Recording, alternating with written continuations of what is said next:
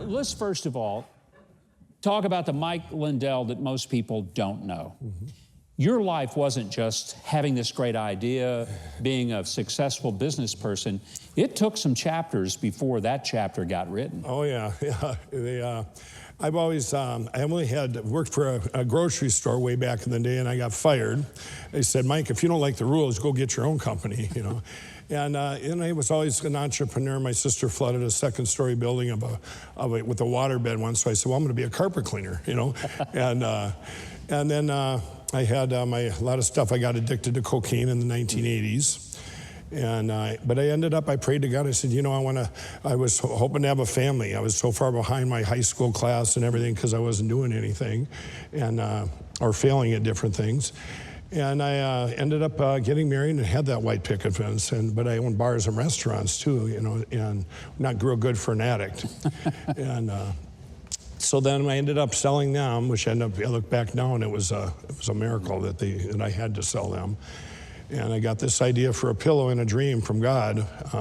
You literally just had this dream about a pillow. Actually, the MyPillow name came first. Is that right? I woke up and I wrote it all over the house, and one of my daughters came upstairs. She's like 10 years old. She goes, what are you doing?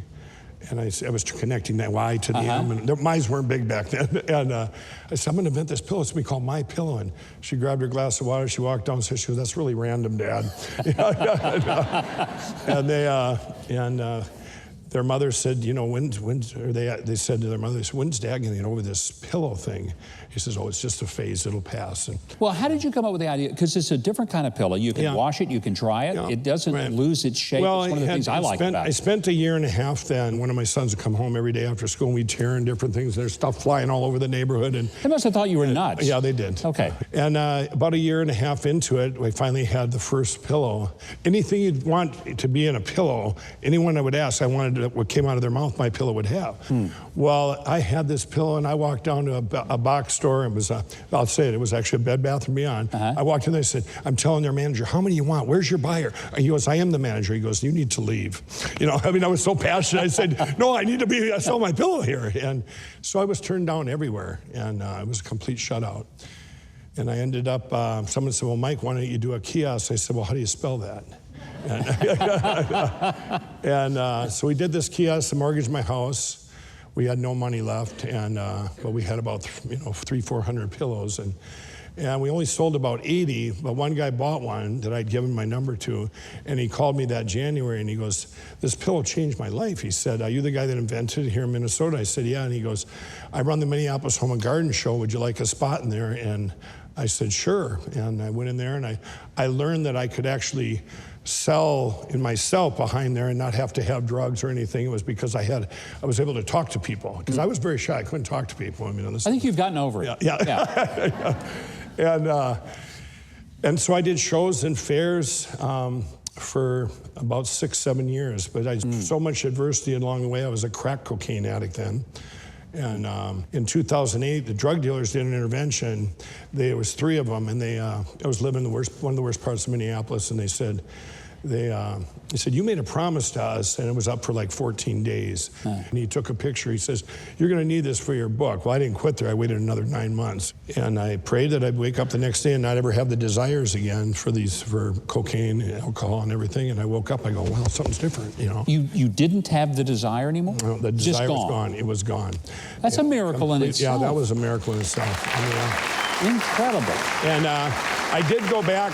I did go a couple months later, and then about a week later, you know, I had all these miracles started happening. And then I had to, you know, my company was taken by these other guys, and all these things that went on. I had to come up with $30,000 from some perfect strangers. And I said, I need this 30. I used to be a crack cocaine addict. I'm going on and on. The guy goes, well, when did he quit crack? And I said, last Thursday. But my passion got me the loan. I got the money. The $30,000. And I finally said, you know what? If nobody's going to take me, I'm going to bring it right to the people. I'm going to do my own infomercial. And we did a half-hour infomercial, a little studio in St. Paul, Minnesota. I wanted to make it real audience. And the night before, they had this producer guy in there, and I'm reading off the script or whatever, and he sent a text. The guy said, "This guy's the worst I've ever seen," because I couldn't read, I couldn't be scripted. And so we did it the next day with no teleprompter. just did it naturally. And it aired October 7, 2011. I was living in my sister's basement, and it came over at 3 in the morning. And at that time, I had just me and my kids, about 5 employees. 40 days later, we had 500 employees. In 40 days. How many employees do you have now? 1,600. 1,600 employees. How many pillows do you make a year now? Well, we just sold our 41 millionth last month. 41 million MyPillow. That's a lot of people sleeping. And now with my foundation, we got a foundation, reverse engineer that, where 100% of your money will go to the need, and you get to hear back a difference you made in their life. So you're not, there's no overhead. I got tired of foundations where only, how much really goes there, a dime, and then we have a recovery network. And with this network we're going to have like 250,000 stories of hope, okay? Addicts that made it through like I have. So now let's say you're a 22-year-old opiate addict and you're at home, and you'll put in your age, what you're addicted to, and you're going to see all these stories, your age group that came up, that they made it through, and how'd they get there. They're going to find out it's Jesus. That is powerful. Yeah. Well, Mike, great having you here, my friend.